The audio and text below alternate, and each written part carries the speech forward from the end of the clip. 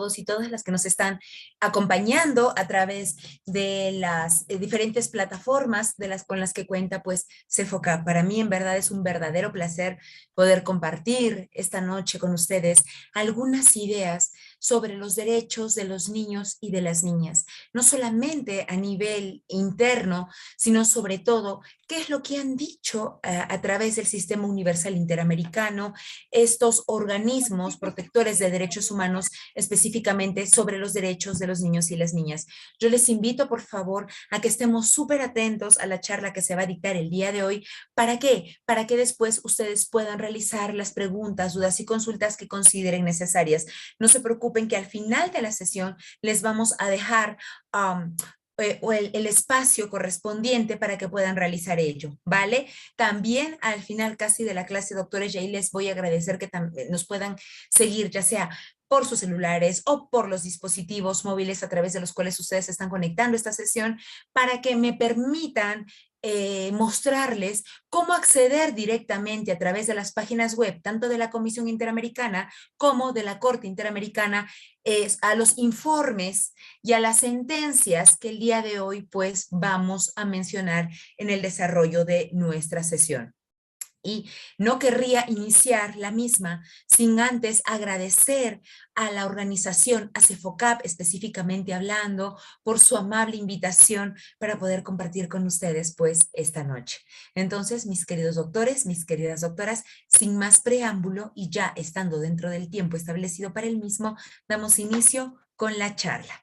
Ok, mis queridos doctores, mis queridas doctoras, cuando nosotros hablamos sobre los derechos de los niños y de las niñas, nosotros no podemos dejar de mencionar en el ámbito internacional cuáles son los documentos que en buena cuenta han intentado esbozar unos más que otros o indicar y o señalar cuáles serían los derechos de los niños y las niñas específicamente pues a nivel tanto universal como interamericano. Y respecto a estos documentos, mis queridos doctores, mis queridas doctoras, no se preocupen, como bien dijo la doctora, estas diapositivas van a estar a vuestra disposición ya en el aula virtual de CEFOCAP al terminar ya la realización de esta ponencia, pues podemos hablar de instrumentos tales como la Carta de Naciones Unidas, tales como la Declaración Universal de los Derechos del Niño, la Convención sobre los Derechos del Niño, el Pacto de San José, la Declaración Universal de Derechos Humanos, el Estatuto de la Corte Internacional de Justicia y entre otros. ¿Vale? Ahora bien, de todos estos documentos que yo les acabo de hacer mención, ¿cuál sería, digamos, el que más ha desarrollado el tema de la niñez? Pues bien, doctores, sí, como ustedes de hecho se han dado cuenta, es la Convención de los Derechos del Niño, que es el primer tratado internacional adoptado por ¿quién? Por la Asamblea de Naciones Unidas, el 20 de noviembre del año 1989, que reconoce, repito una vez más, reconoce a todas las personas menores de 18 años como sujetos pleno de derecho. ¿En qué radica la importancia de este convenio, mis queridos doctores, mis queridas doctoras? Es que era el primer convenio a nivel del sistema universal, perdonen ustedes porque, como les he comentado el día de hoy, vamos a ver sistema universal y posteriormente sistema interamericano. Este es el primer documento que a nivel del sistema universal de Naciones Unidas reconoce los derechos de los niños y de las niñas y específicamente establece que se va a entender en el término de menores a todos aquellos que cuenten con 18 años para abajo y que estas personas que tienen de 18 años para abajo son sujetos de pleno derecho. Dicho sea de paso, doctores, está de más mencionarles de que la Convención de los Derechos del Niño es uno de los instrumentos internacionales, por no decir el que tiene más ratificaciones por parte de los estados que conformamos Naciones Unidas. Miren, la convención se da en el año 1989 y en el caso del Estado peruano fue ratificada en el año 1990. ¿Qué significa que un Estado tenga que ratificar o qué obligaciones le conlleva al Estado el hecho de ratificar un convenio internacional?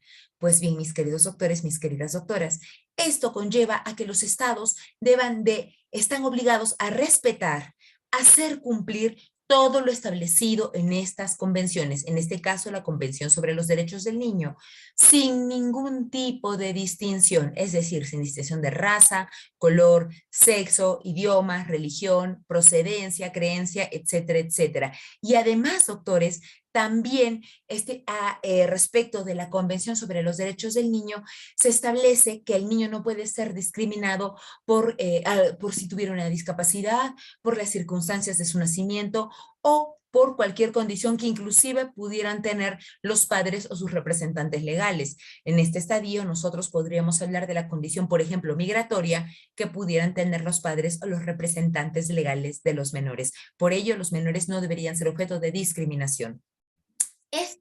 Esta Convención de los Derechos del Niño, que consta de 54 artículos y algunos protocolos facultativos, ojo, a nivel del derecho internacional, los protocolos son aquellos instrumentos que te ayudan a entender mejor algunos puntos, algunos artículos que no hayan quedado muy claro y o definidos en el documento original. Y ha definido que son derechos humanos de los niños y de las niñas, cuatro principalmente, o estos derechos fundamentales de los niños y las niñas se basan en cuatro pilares fundamentales, que a la razón son, a ver si podemos tomar nota, doctores, porque recordemos que el Estado peruano, al haber ratificado la Convención de los Derechos del Niño, esta convención tendría el carácter tendría el carácter de constitucional. No lo digo yo, lo ha dicho ya nuestro Tribunal Constitucional en variada jurisprudencia, la sentencia 24-2005, no, 25-2005 y 26-2005, que los tratados que Perú haya ratificado en derechos humanos, pues tienen rango constitucional. Pues bien, ya después de haber hecho este pequeño paréntesis, ¿cuáles son los cuatro principios fundamentales o pilares fundamentales de la Convención de los Derechos del Niño? Pues tenemos a la no discriminación, como bien habíamos mencionado, los niños y las niñas no pueden ser sujetos de discriminación. Dos, el interés superior del niño. Miren qué interesante, porque este principio que nos trae la Convención de los Derechos del Niño posteriormente es asumido por el Estado en el Código del Niño y del Adolescente, como ustedes bien tienen conocimiento. Entonces, doctores, siempre es muy importante el interés superior del niño. Un tercer punto es el derecho a la vida, a la supervivencia y al desarrollo. La Convención sobre los Derechos del Niño no establece específicamente cuáles tengan que hacer las acciones concretas que los estados, por ejemplo, deban de realizar para asegurar el derecho al desarrollo de los niños. Digamos que deja en la libertad a los estados para que estos, dentro de sus posibilidades, tanto económicas, culturales y sociales, puedan optar por las medidas que consideren mejor a fin de promover el desarrollo de los derechos del niño, ¿vale? Eso sí, lo que también la Convención ha dicho, posteriormente como revisaremos la Corte Interamericana, es que los estados no pueden escudarse en el hecho de no tener recursos para incumplir sus obligaciones internacionales.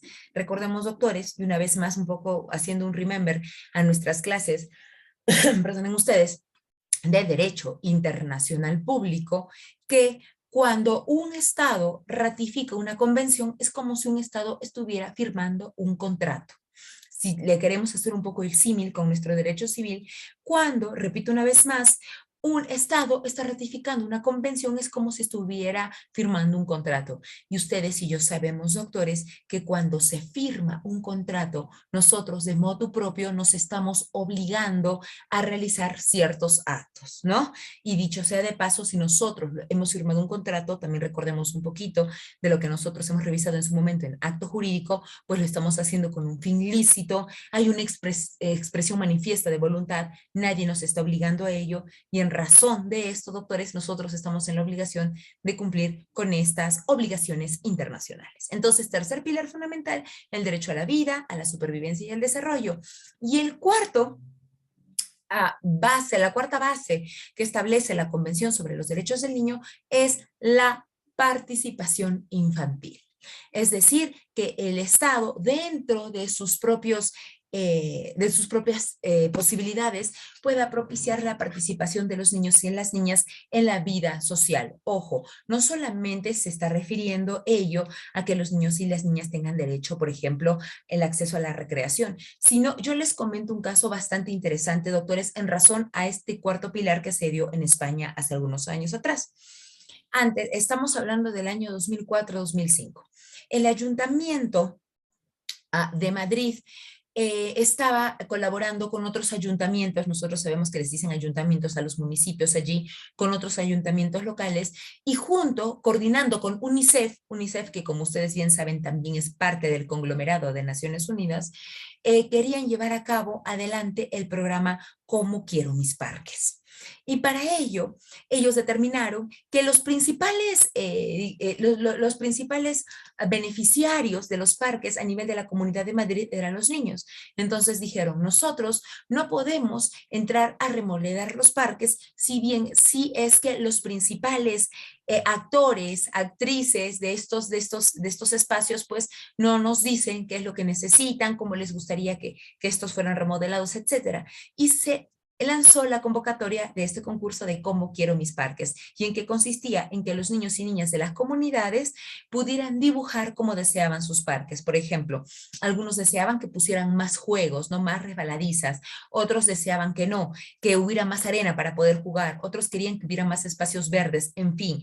Y después en cada comunidad se iba premiando pues digamos, a la propuesta más completa que presentara a los niños, y a los demás se les daba obviamente un diploma de reconocimiento. Y eso, doctores, acá yo creo que este es un excelente ejemplo de lo que les acabo de mencionar, porque no solamente los estados estaban cumpliendo, y los municipios, dicho sea de paso, con el mantenimiento de parques y zonas comunes, sino que también estaban involucrando a los menores en este proceso para poder desarrollar pues este piloto que se trabajaba con UNICEF denominado Como quiero mis parques. Entonces, doctores, yo creo que aquí en Perú hasta ahora no he visto una participación similar, salvo que ustedes me indiquen no. Por ejemplo, profesora, yo soy de Huancavelica y en mi distrito se está llevando ello. Yo también les invitaría a que puedan compartir con nosotros si es que tuvieran conocimiento de algún tipo de iniciativa de esta naturaleza.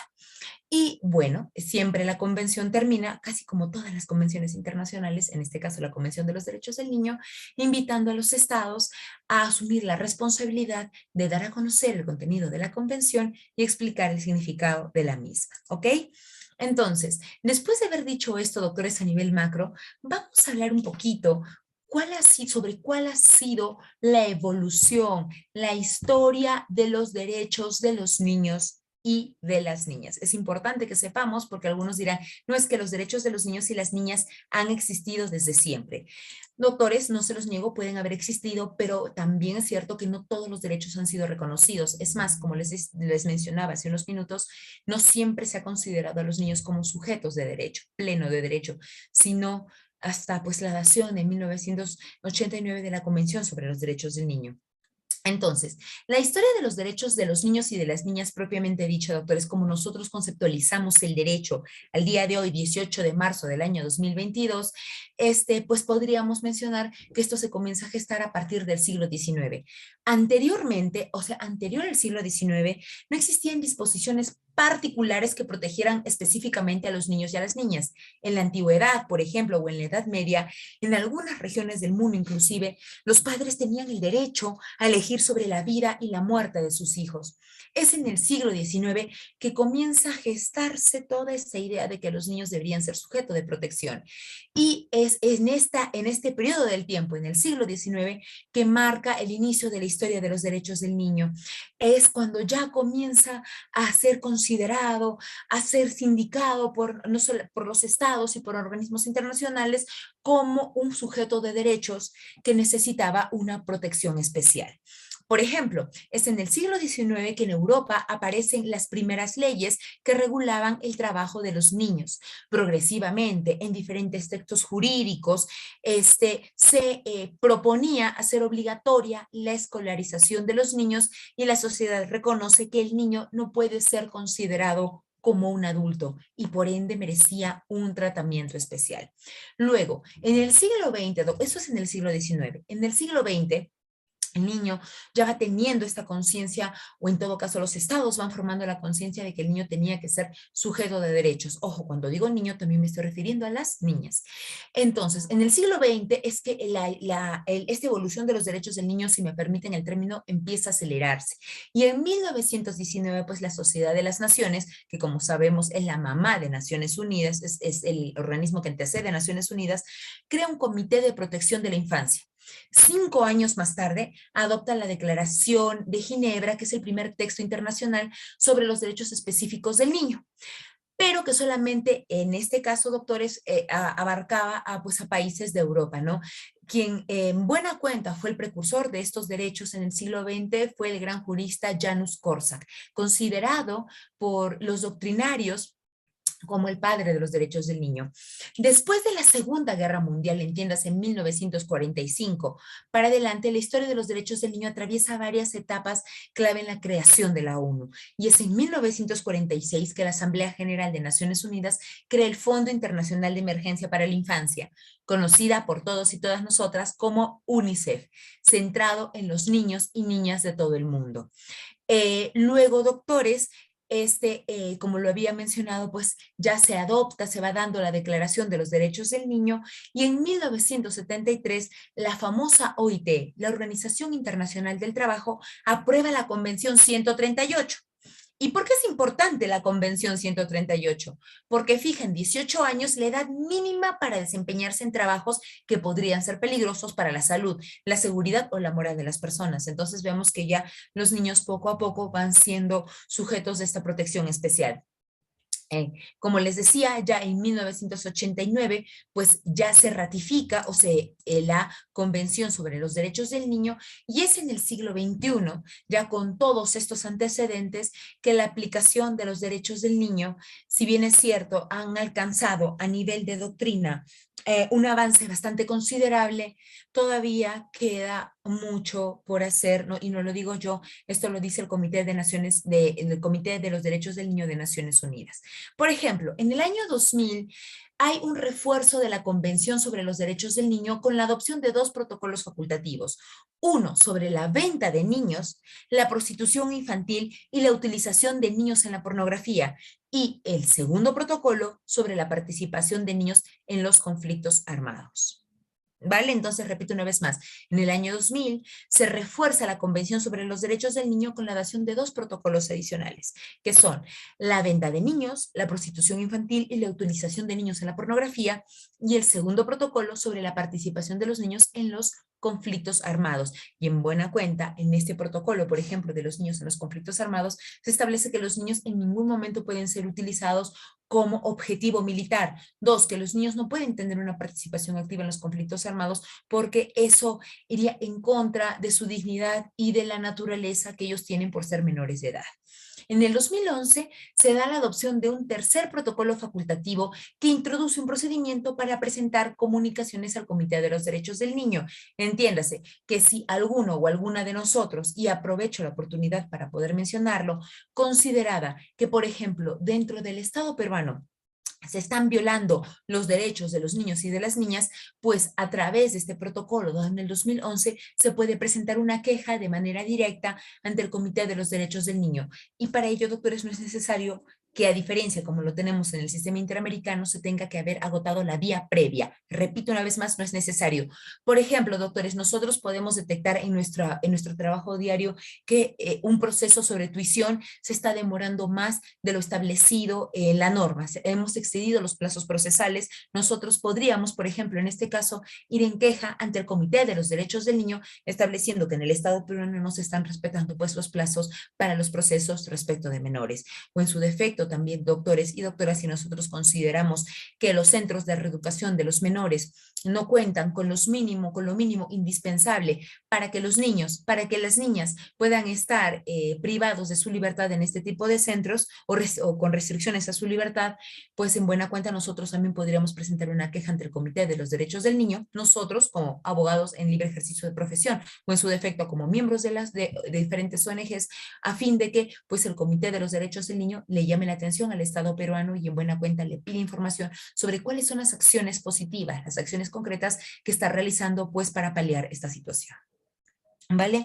Para su conocimiento, doctores. Entonces, no solamente a nivel de los sistemas universales y regionales, pues hablamos de un proceso contencioso, sino que también de un procedimiento que se establece a través de la queja para que el Comité de los Derechos del Niño, en este caso, pueda revisar, pueda checar si los estados están cumpliendo con las obligaciones establecidas en la Convención sobre los Derechos del Niño.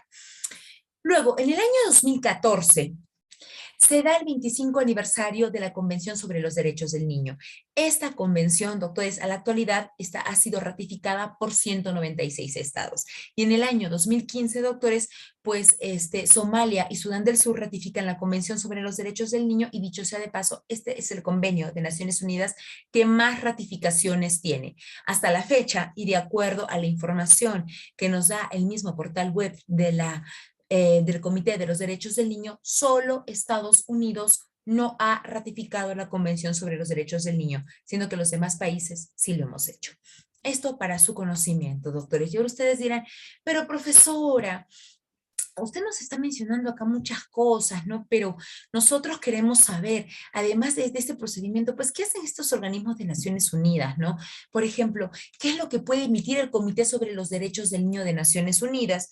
Pues bien, doctores, para poder absolver esta pregunta y en razón a los últimos acontecimientos que en los 2 años hemos vivido, no solamente a nivel nacional, sino internacional, gracias a la COVID-19, el Comité Internacional de los Derechos del Niño, por ejemplo, ha emitido un informe donde ha solicitado a los estados que puedan poner en práctica algunas acciones concretas en las principales áreas de vida de los niños y de las niñas a fin de proteger los derechos de estos en los tiempos de pandemia. ¿Y cuáles son, digamos, cuáles son estos puntos que Naciones Unidas en buena cuenta está considerando para proteger a los derechos de los niños y de las niñas? Siguiente diapositiva, por favor. No se preocupen porque al final, como les comentaba, las diapositivas van a ser compartidas con todos y todas ustedes. Siguiente diapositiva, por favor, y ya estaremos también a los documentos internacionales. Ya está. Y una más, por favor. Muchísimas gracias. Entonces, ¿qué ha dicho los comités de Naciones Unidas en relación a esto, mis queridos doctores y mis queridas doctoras? ¿Qué es lo que está hablando o qué es lo que le promueve a los estados que los estados deben de realizar? Pues, doctores, sobre todo solicitan que a través de los organismos pertinentes que cada estado tenga a nivel interno, pues se puedan considerar, para empezar, los impactos sanitarios, sociales, educativos, económicos y recreativos de la pandemia en los derechos del niño. Naciones Unidas es muy consciente, mis queridos doctores, de que estos impactos por el aislamiento social pueden haber generado ciertas restricciones o ciertas dolencias en los niños, no solamente en su desarrollo mental, sino también físico, repito una vez más, por el aislamiento en que se vieron pues inmersos, ¿no? Y el comité dice que si bien es cierto, reconoce que hay restricciones, por ejemplo, como en la época de la pandemia, como a la libre circulación, el comité recuerda que tales restricciones deben imponerse solo cuando sea necesario. Ojo, y acá voy a comenzar a hablar de algunos puntos que posteriormente también en el sistema interamericano se han tenido en consideración. Repito una vez más, que tales restricciones, doctores, deben imponerse, uno, solo cuando sean necesarias. Dos, sean proporcionales y mantenerse al mínimo absoluto. Es decir, que si el niño tiene posibilidad de al menos de salir 1 o 2 horas al parque, doctores, que se haga ello. Porque, repito una vez más, la salud mental, el bienestar mental podría también repercutir en el bienestar físico del niño y en buena cuenta esto podría generar a posteriori a consecuencias no deseables para el desarrollo de los niños y las niñas. Además, el Comité de Naciones Unidas, además de que reconoce que la pandemia por COVID-19 ha podido tener pues un impacto negativo a nivel financiero de los estados, también pide por favor de que esto no aminore o no retrase la aplicación de los derechos contenidos en la Convención sobre los Derechos del Niño. Un segundo punto que es en el que se habla el Comité de Naciones Unidas es que se puedan explorar soluciones y alternativas para que los niños y las niñas disfruten de sus derechos de descanso, ocio, recreación y actividades culturales y artísticas. Dichas soluciones, recomienda el comité, recordemos que son recomendaciones, deben incluir actividades supervisadas al aire libre al menos una vez al día, en el cual se puedan respetar pues, los protocolos de distancia física y otras normas de higiene y actividades culturales y artísticas para los niños y las niñas que no tengan que ser pues todas en línea. Ahora, doctores, ya con lo que estamos viviendo, pues sabemos que muchos de los niños y las niñas ya han vuelto a la presencialidad, ¿no? Y Naciones Unidas también ha pedido de que este retorno a clases en buena cuenta, pues se puedan seguir cubriendo las necesidades de los niños y las niñas para evitar los contagios, ¿no? Además de invocar o de solicitar a los estados que puedan promover la vacuna de los menores de edad, ¿no? Y ahora bien, cuando estábamos en pandemia, lo que Naciones Unidas nos mencionaba era de que la educación en línea, los estados se aseguraran de que no exacerbara las desigualdades existentes ni pudieran reemplazar la interacción del alumno-maestro. ¿Qué significa que no exacerbara las desigualdades existentes? Por ejemplo, que todos los niños y las niñas sin ningún tipo de restricción tuvieran acceso a la educación online. Es decir, los estados ahí estaban en la obligación de garantizar este derecho de acceso a la educación a todos los niños y las niñas en todo el territorio de su estado, ¿no? También Naciones Unidas nos ha recordado que no, obviamente lo está haciendo en el contexto de la pandemia, pero también indica que estas son obligaciones que los estados deben de, en buena cuenta, tener en consideración de que nunca falte la provisión de servicios básicos para los niños y las niñas. ¿Y cuáles son los servicios básicos, doctores? Pues alimentación, atención médica, agua, saneamiento y registros de nacimientos. Nos indican que no solamente en la pandemia, sino que también en un estado normal, los niños son los primeros o digamos uno de los grupos considerados por el derecho internacional de los derechos humanos como vulnerables a los que no se les puede suspender ningún tipo de derechos dada su condición especial, dada su condición de menores de edad y sobre todo de seres humanos en formación. Y también nos habla Naciones Unidas que en la época de la pandemia, como ahora, los estados deben cuidar de proteger a los niños cuya vulnerabilidad se incremente aún más por las circunstancias excepcionales causadas por la pandemia. Y ustedes me preguntarán, este colega, ¿cuáles son estas circunstancias excepcionales que pueden ser causadas por la pandemia y que obviamente van a seguir subsistiendo después de esta por todo lo que hemos pasado? Pues, y dicho sea de paso que también existían antes de la pandemia, doctores. Incluyen a los niños o a los menores de edad que tengan alguna condición tal como niños y niñas con discapacidades, niños o niñas que vivan en pobreza extrema, en situaciones de la calle, niños y niñas migrantes, solicitantes de asilo, refugiados y desplazados internos. Miren ahora con la situación que se viene viviendo en Ucrania y Rusia, que esto, y en su momento con los hermanos de Venezuela, ¿no? Que esto estaba muy, o lo teníamos sobre la mesa.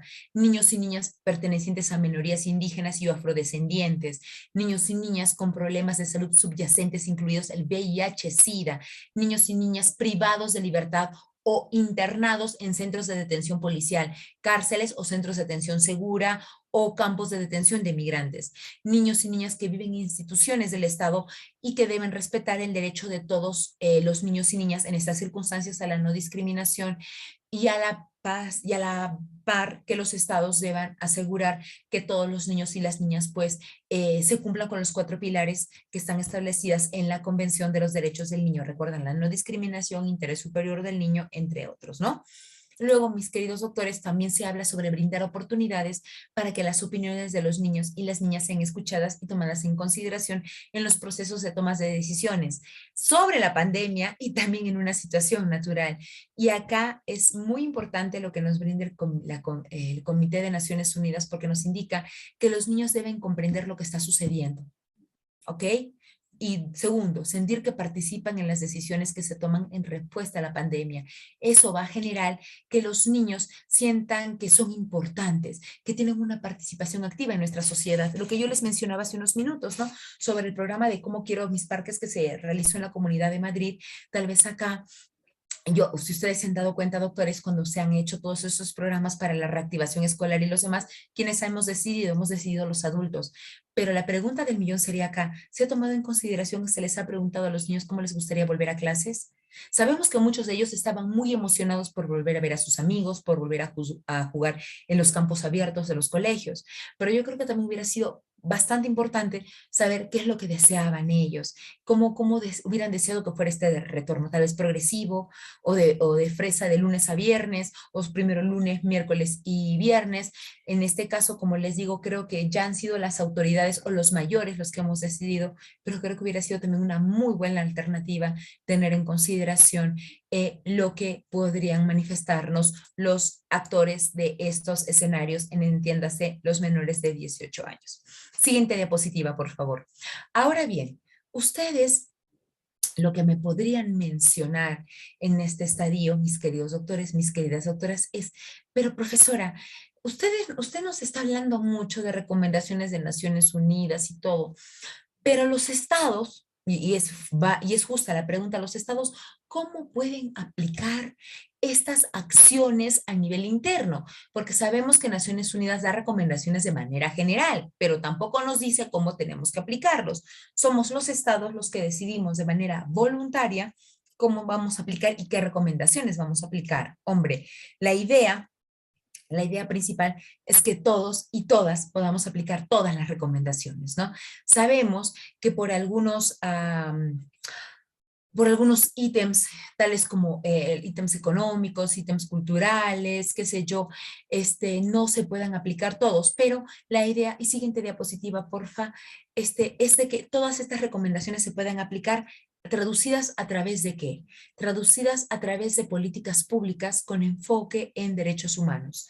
Repito una vez más, ¿cómo se pueden aplicar estas recomendaciones que, dicho sea de paso, el día de hoy que estamos revisando derechos de los niños y derechos de las niñas, son tan importantes, doctores? Pues a través de políticas públicas con enfoque en derechos humanos. Ahora bien, ¿qué es una política pública, doctores? Y aquí me gustaría desarrollar un poquito este punto para que nosotros no solamente decirles lo que debería hacerse, sino lo que debería hacerse y cómo debería hacerse, ¿no? Eso es una de las cosas que a mí me gusta mucho trabajar, no solamente decir a manera general, los estados deberían hacer esto, perfecto, pero ¿cómo lo hacemos? Ustedes guíen al estado, ustedes tal vez contemos en la clase de hoy con asesores o asesoras de alta dirección y cómo se puede lograr esto. Pues bien, doctores, primero tenemos que identificar los problemas, en este caso, problemas que tengan que ver con el desarrollo de los derechos de los niños y de las niñas. ¿Vale? Un primer punto. Un segundo punto o un segundo estadio es identificar cuál de todos estos problemas, porque seamos muy sinceros, estos problemas pueden abarcar educación, alimentación, salud, vestidos, vivienda, etcétera, etcétera. ¿Cuál de todos estos problemas, digamos, cuál es más importante para solucionar, ¿no? En la época de la pandemia, sabíamos nosotros que el derecho del acceso a la educación y el derecho a la salud eran uno de los principales puntos o ejes en los que tenía que trabajar el Estado, dada la naturaleza de la pandemia que estábamos pues padeciendo, ¿no? Entonces, doctores, en este punto, como yo bien les menciono, tenemos que identificar cuáles serían los problemas que tendríamos que afrontar y dentro de estos asumir cuál es la urgencia, cuál es el problema más urgente que tendríamos nosotros que afrontar. En razón de eso, doctores, nosotros tendríamos que hacer todo un proceso, por ejemplo, para poder identificar el problema, ver quiénes serían los beneficiarios finales, identificar también quiénes serían los grupos objetivo y quiénes serían los emprendedores. En el caso de los emprendedores, quiénes motivarían a que este problema que nosotros hemos identificado y que, como diría Joan Subirats y compañía, deberían tener la calidad de públicos, pues quienes los van a enfrentar, ¿no? Después de eso, doctores, nosotros planteamos el problema y va a ser el Estado o las entidades del Estado las encargadas de poder intentar resolverlo a través de qué? De políticas públicas. En este caso, políticas públicas con enfoque en derechos humanos y, para ser más específicos, si me permiten, enfoque en derechos de los niños. ¿Ok? Por ejemplo, no sé si por ahí me han comentado que también en la clase de hoy tenemos a colegas que en buena cuenta están ya redactando sus tesis tanto de maestrías como de doctorado. Entonces, doctores, yo creo que esto también podría ser un buen tema de investigación y de análisis para vuestros trabajos. Entonces, ya saben, doctores, no solamente que las recomendaciones se queden en buenas intenciones, sino que estas a la par puedan ser trabajadas a través de políticas públicas con enfoque en derechos humanos. ¿Ok? Entonces, doctores, ahora sí, les pediría que hasta acá hagamos un pequeño review de lo que hemos visto sobre el sistema universal, porque ya pasamos a trabajar sistema interamericano propiamente dicho. ¿Ok? Entonces, lo que hemos revisado hasta acá, mis queridos doctores, mis queridas doctoras, es lo siguiente. Primero, hemos visto algunos instrumentos internacionales que abarcan o protegen los derechos de los niños, de las niñas y los adolescentes. Hemos revisado un poquito cuál ha sido la evolución de los derechos de los niños y niñas a través de la historia. En un tercer punto, hemos visto cómo funciona a través del sistema universal, específicamente a través del Comité de los Derechos de los Niños y las Niñas, pues a la revisión o el seguimiento que hace este comité a los Estados miembros a fin de asegurar de que estén cumpliendo con sus obligaciones internacionales. Y cuarto, hemos visto también un último informe dado por el Comité de los Derechos de los Niños en razón de cómo se estarían aplicando o las recomendaciones en buena cuenta que se estaría dando a los estados a fin de que los derechos de los niños y de las niñas pues no sean vulnerados específicamente en la época de pandemia y post-pandemia, si me permiten el término, si es que nos llega una nueva variante por aquí. ¿Ok? Y que hemos dicho que las recomendaciones de Naciones Unidas se pueden materializar, se pueden aplicar. ¿A través de qué? A través, mis queridos doctores y doctoras, de políticas públicas con enfoque en derechos humanos. Esto en lo que va del desarrollo del curso, ¿vale? Entonces, ahora, doctores, esto ahora sí ya les voy a pedir que vayamos cerrando la idea del sistema universal y vamos a empezar a hablar ya de nuestro querido sistema interamericano. Solo para ponernos a todos en contexto, mis queridos doctores, mis queridas doctoras, cuando hablamos del Sistema Interamericano de Protección en Derechos Humanos, estamos hablando de un sistema regional. En la actualidad existen 3 sistemas regionales. Tenemos el sistema interamericano, el sistema europeo y el sistema africano. El sistema al que pertenece el Estado peruano es el sistema interamericano. ¿Y cómo está conformado el sistema interamericano? El sistema interamericano está conformado por la Comisión Interamericana de Derechos Humanos y por la Corte Interamericana de Derechos Humanos.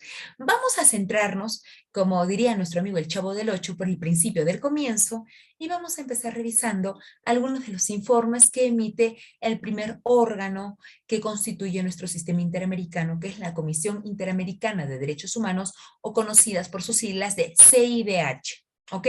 Y esto también les dejo para ustedes, mis queridos doctores, cuando hablemos de la Comisión Interamericana, siempre cuando vemos las siglas CIDH es Comisión Interamericana, no es Corte Interamericana. Corte Interamericana, las siglas son Corte IDH. Cuando hablamos de la Comisión Interamericana, las siglas son CIDH. Pues bien, la Comisión Interamericana, doctores, está conformada por 7 comisionados o comisionadas que provienen de los distintos países que conformamos la OEA, la Organización de Estados Americanos. Estos comisionados o comisionadas son elegidas en la Asamblea General de la OEA a propuesta de los estados y trabajan en la sede central la cual tiene la ubicación en Washington, D.C., Estados Unidos. Lo que hace la Comisión Interamericana, doctores, bueno, para mí su principal labor, no la más importante, pero la principal labor, porque también tiene otras labores como vamos a ver ahora, es tramitar peticiones que los particulares de cada uno de los estados podamos presentar contra nuestros gobiernos, ojo, particulares o grupo de personas, como pueden ser sindicatos o comunidades indígenas y o tribales, ¿no? Contra sus propios estados cuando consideran que se está violando alguno de los artículos contemplados en la principal norma con la que trabaja el sistema interamericano, que es la Convención Americana sobre Derechos Humanos, o también conocida por todos y todas nosotras como Pacto de San José. ¿Ok? Repito una vez más, la Comisión Interamericana y la Corte Interamericana pertenecen al sistema interamericano. El sistema interamericano está regido por la Convención Americana sobre Derechos Humanos o Pacto de San José, además de otras normas conexas que en buena cuenta, no se preocupen que al final les voy a enseñar cuenta con las que cuenta el sistema, ¿no? Y que pueden aplicarse a nosotros y que tienen rango constitucional. ¿Listo, doctores? Pues bien, la comisión, además de tramitar peticiones, doctores, puede realizar visitas in loco en los países a fin de verificar de motu propio cómo los países están garantizando, están protegiendo los derechos humanos de su población, ¿no? De sus conciudadanos. Y otra de las chambas que tiene la Comisión Interamericana es poder elaborar informes, ya sea informes por país o informes temáticos. En el caso que nosotros estamos apreciando en la diapositiva, estamos hablando de informes temáticos que la Comisión ha desarrollado, mis queridos doctores y mis queridas doctoras, y en donde mencionan a los niños, a las niñas y a los adolescentes. ¿Ok? Tenemos un informe del 2017, un informe del 2019 y un informe, pues, del 2021. Y que está desarrollado, ¿por qué? Por las diferentes relatorías que conforman la comisión, que en buena cuenta, si mi memoria no me falla, son 11 relatorías y una unidad especial. Tenemos las relatorías para las personas adultos mayores, para los derechos económicos, sociales y culturales, para los derechos de la niñez, para los derechos de las mujeres, los derechos de los pueblos indígenas, defensoras y defensores de derechos humanos, y una unidad especial para, por mencionarles alguna de estas, y una unidad especial para las personas LGTBI. ¿Ok?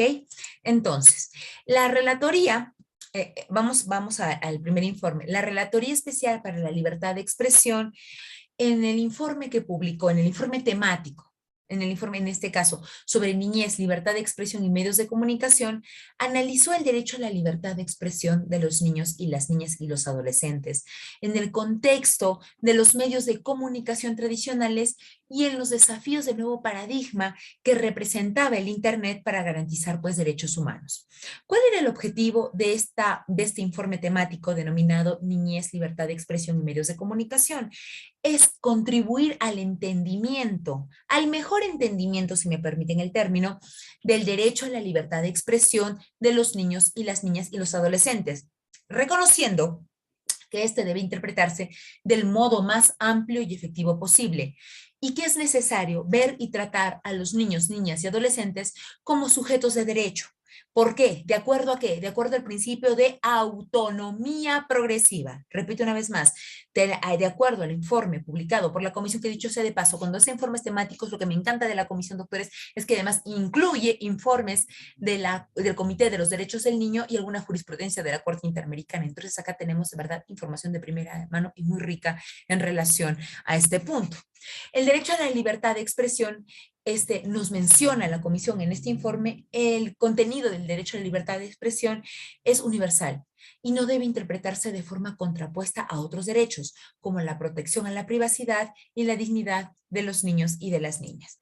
En el siguiente informe, doctores, en el informe denominado Violencia y Discriminación contra Mujeres, Niñas y Adolescentes, Buenas Prácticas y Desafíos en América Latina y el Caribe, la comisión mencionaba que, dado el contexto de violencia y discriminación que enfrentan las mujeres, niñas y adolescentes en la región, se había identificado como personas en situación particular de discriminación a las niñas y a las adolescentes, y en consecuencia que se debería priorizar las líneas de los estados del trabajo en promover y garantizar los derechos fundamentales de este grupo, específicamente de las niñas y de las adolescentes.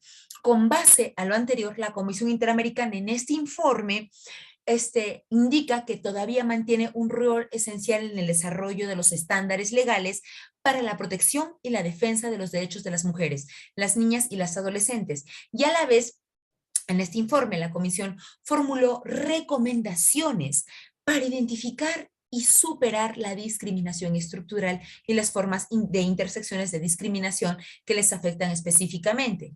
Por ejemplo, acoso político y violencia política.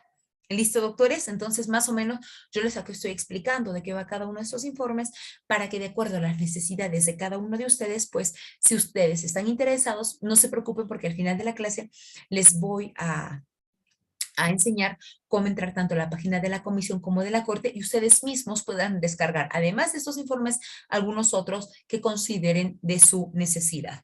Ahora, si me permiten y con su permiso, doctores, un poquito de agua porque ya llevo hablando bastante tiempo y siento que la garganta se me está secando. Con su permiso, por favor. Ahora bien, gracias. Ahora bien, en el otro informe y en el último informe de la comisión que estamos tomando en consideración respecto de los niños, niñas y adolescentes, la comisión, respecto del otro informe, indica de que a pesar de la existencia de códigos de la niñez o leyes especiales que protegen a las niñas, los niños y los adolescentes, ha descubierto que a nivel de América Latina es manifiesta la notoria brecha existente entre los derechos reconocidos en las normas y la realidad en la que viven millones de niños y niñas en esta parte del continente. Y también, y acá la comisión menciona algo bastante interesante, ¿no? Que el mero reconocimiento legal de los derechos de los niños y niñas de los adolescentes es insuficiente para garantizar su efectiva vigencia y para transformar sus realidades. Para la protección de la niñez y de sus derechos se requiere, indica la Comisión, de un conjunto de elementos, además de las leyes, en tales como asegurar la existencia y funcionamiento de un andamiaje institucional y de un modelo operativo que asegure el cumplimiento de las normas y el pleno disfrute, la protección y la defensa de todos los derechos. ¿Alguien dijo por allí políticas públicas? Pues claro que sí, doctores. Las políticas públicas, además de las leyes que se hayan dado, pudieran ayudarnos a poder lograr este objetivo. En este entendido, la comisión manifiesta que todo este andamiaje que yo les había mencionado antes, además de las políticas públicas, pues podrían ser considerados como los sistemas nacionales de protección de los derechos de las niñas, de los niños y de los adolescentes. Y les recuerda a los estados sus obligaciones sobre la Convención sobre los Derechos del Niño y obviamente los derechos que se puedan derivar del Pacto de San José. ¿Ok? Esto, mis queridos doctores, mis queridas doctoras, en relación a lo que nos ha manifestado la Comisión Interamericana de Derechos Humanos sobre los informes temáticos en relación a los niños, niñas y adolescentes. Como les digo, no se me vayan a ir porque al final de la clase yo les voy a mostrar cómo ustedes pueden acceder directamente a estos informes y además de estos, tal vez otros que les puedan ayudar en el desarrollo de sus labores. Pues bien, doctores, después de haber hablado sobre los informes de la comisión, ahora nos vamos a revisar algunas sentencias emblemáticas de la Corte Interamericana que tienen que ver con los derechos de los niños y de las niñas y de los adolescentes. Dicho sea de paso, mis queridos doctores, al igual que les mencioné cómo trabajaba la Comisión Interamericana, ahora me gustaría mencionarles en buena cuenta cómo trabaja pues la Corte Interamericana.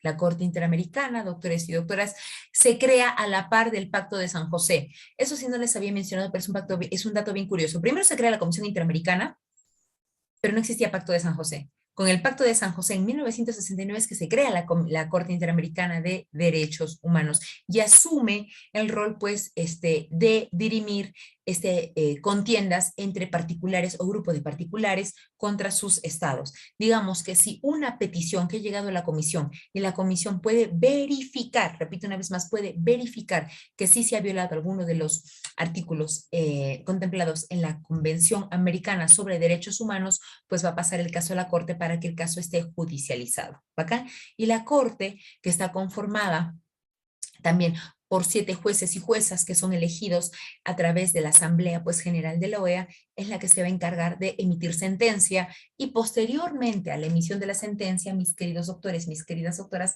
se va a encargar de la supervisión de las mismas. Miren qué interesante, la Corte no solamente emite sentencias, sino que también que se encarga de supervisar que los estados cumplan con lo establecido en dichas sentencias. Y dicho sea de paso, hasta que los estados la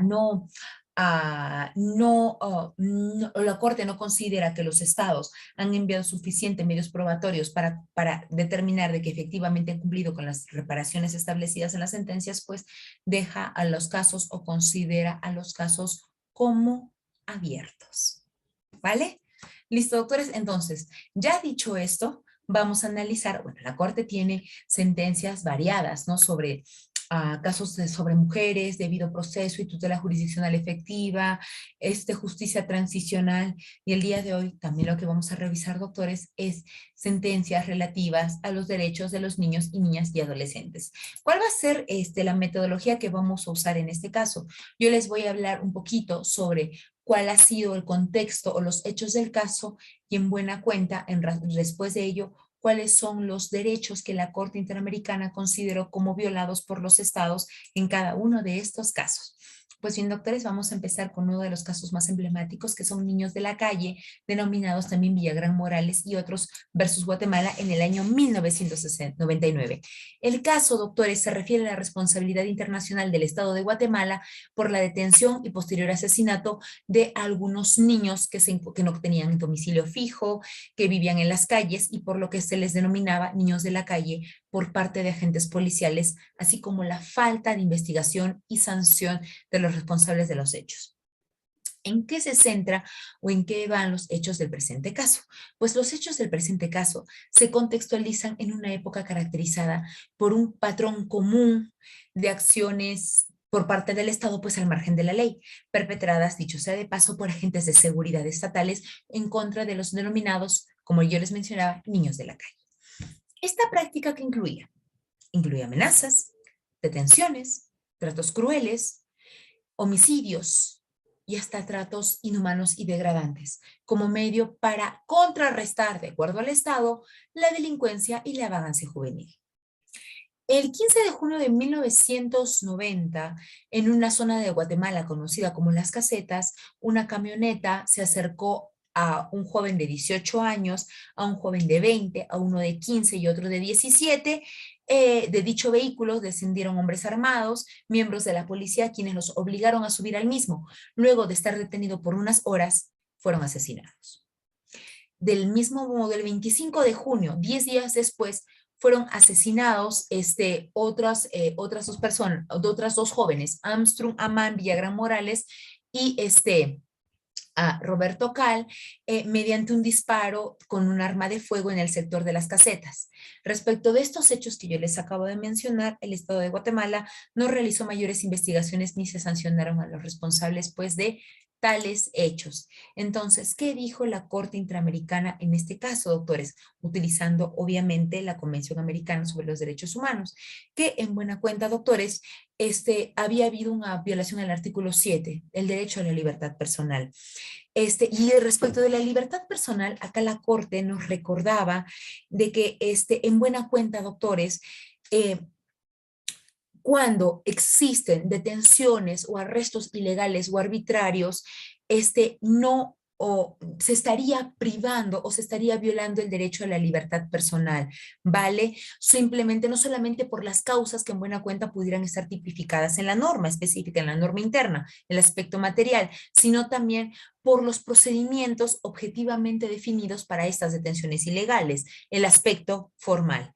En el segundo supuesto, doctores, o en el segundo aspecto sobre por qué el Estado de Guatemala habría violado el artículo 7, el derecho a la libertad personal, la Corte consideró, mis queridos doctores, mis queridas doctoras, que nadie, interpretando la Convención Americana sobre Derechos Humanos, puede ser sometido a detención o encarcelamiento por causas o métodos que aún calificados como legales, escuchen a lo que voy a decir, que aún podrían ser calificados como legales, pueden reputarse como incompatibles con el respeto a los derechos fundamentales del individuo, entre otras cosas por ser estos hechos, pues, o estos actos irrazonables, imprevisibles o faltos de proporcionalidad.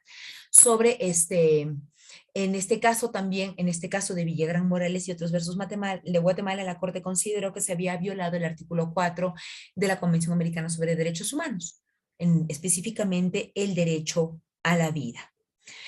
Y en este caso también, doctores, la Corte mencionó o hizo referencia al artículo 19 de la Convención sobre los derechos del niño, ¿no?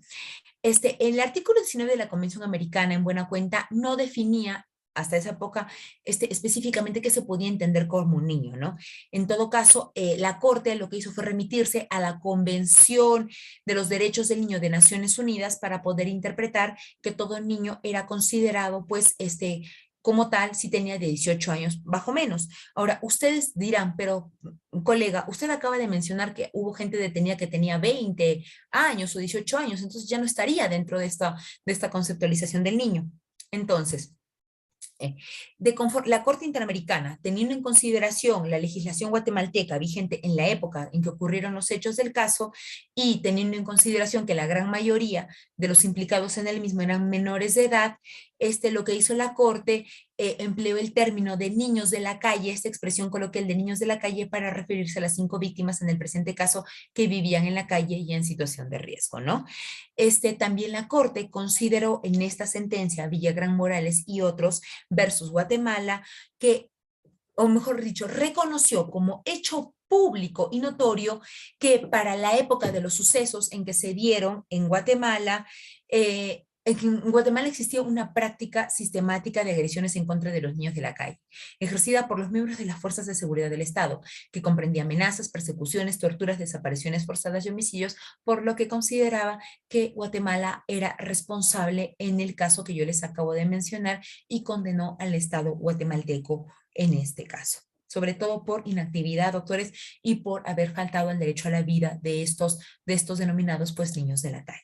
Esto respecto del caso de Villagrán Morales y otros versus Guatemala. Ahora vamos a hablar de un segundo caso bastante interesante. Si acá hay colegas dedicados a lo que es la defensa de menores que pueden haber infringido la norma, yo creo que este caso sí les va a interesar bastante, colegas, así que súper atentos. El caso del Instituto de Reeducación del Menor versus Paraguay, o también conocido del año 2004, o también conocido como el caso Panchito López versus Paraguay. ¿Por qué, doctores? Porque el caso se refiere a la responsabilidad internacional del Estado de Paraguay por la muerte y lesiones de niños internos en el Instituto de Reeducación del Menor, denominado como Coronel Panchito López, así como las deficientes condiciones de dicho centro. ¿Cuáles son los hechos del caso? Así resumirles chiquitito para hablarles de manera general y no marearles con la información. Los hechos de este caso, doctores, transcurrieron dentro del instituto denominado Panchito López, el cual era un establecimiento en el que permanecían aquellos internos, aquellos niños que estuvieron en conflicto con la ley.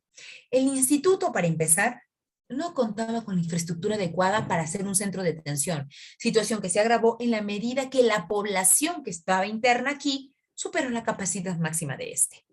Asimismo, las condiciones en las que vivían los internos, pues los adolescentes, los niños eran precarias, las celdas eran insalubres, los internos estaban mal alimentados y carecían de asistencia médica, psicológica y hasta dental adecuada. Muchos de ellos carecían de camas, de frazadas y colchones.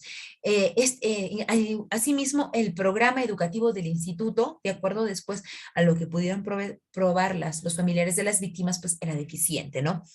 Y si esto les parece poco, adicionalmente, no se contaba con un número adecuado de guardias en relación con el número de internos. Y los que estaban hacían uso de castigos violentos y crueles con el propósito de imponer disciplina. Ok, además de esto, doctores, ¿qué es lo que pasa? ¿O qué es lo que destapa el caso de Panchito López? Que 3 incendios ocurrieron en el centro.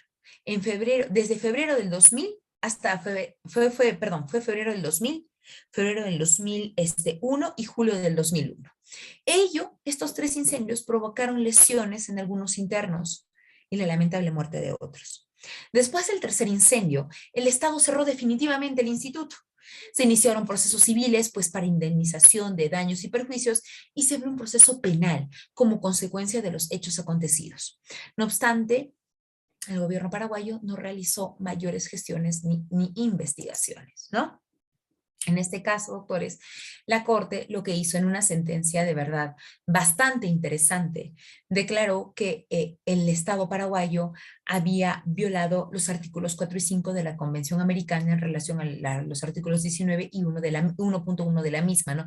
Derecho a la vida y a la integridad física, y el artículo 7 de la Convención en relación al 1.1 de la misma, derecho a la libertad personal. Respecto de los artículos de vida y la integridad física, la Corte menciona que el derecho a la vida y a la integridad física, mis queridos doctores, mis queridas doctoras, no solo implica que el Estado deba respetarlos, es decir, una obligación negativa, ¿no?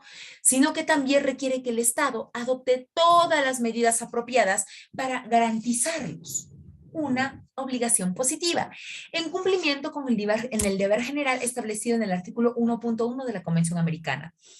Una de estas obligaciones que ineludiblemente deben comprar o asumir los estados en su posición de garante es el de proteger y garantizar el derecho a la vida y a la integridad física de las personas privadas de libertad, además de procurarles a estas las condiciones mínimas compatibles con su dignidad mientras permanezcan, perdónenme ustedes, en el centro de detención.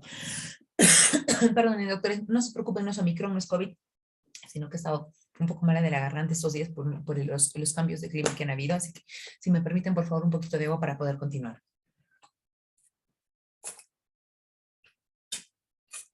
Muchísimas gracias. Gracias por su comprensión. Luego, respecto del artículo 7 de la Convención Americana, la Corte considera indispensable destacar, ojo con lo que voy a decir porque esto sirve para todos, que la prisión preventiva es la medida más severa que se le puede aplicar a un imputado de un delito, motivo por el cual su aplicación debe tener un carácter excepcional, en virtud de que se encuentra limitada por el derecho a la ¿qué?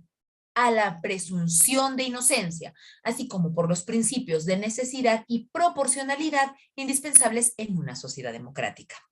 Al respecto, la Corte consideró que la prisión preventiva debería ceñirse estrictamente a lo dispuesto en el artículo 7.5 de la Convención Americana, en el sentido de ¿qué? De que no puede durar más allá de un plazo razonable, ni más allá de la persistencia de la causal que se invocó para justificarla.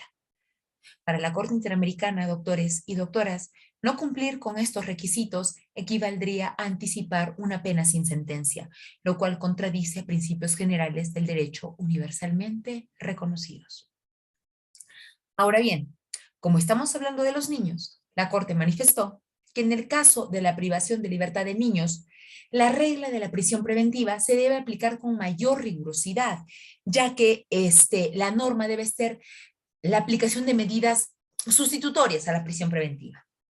Dichas medidas pueden ser pues la supervisión estricta, la custodia permanente, la asignación a una familia, el traslado a un hogar o a una institución educativa, el asesoramiento a través de la libertad vigilada, los programas de enseñanza y participación en la formación profesional y otras alternativas a la internación en instituciones, ¿no?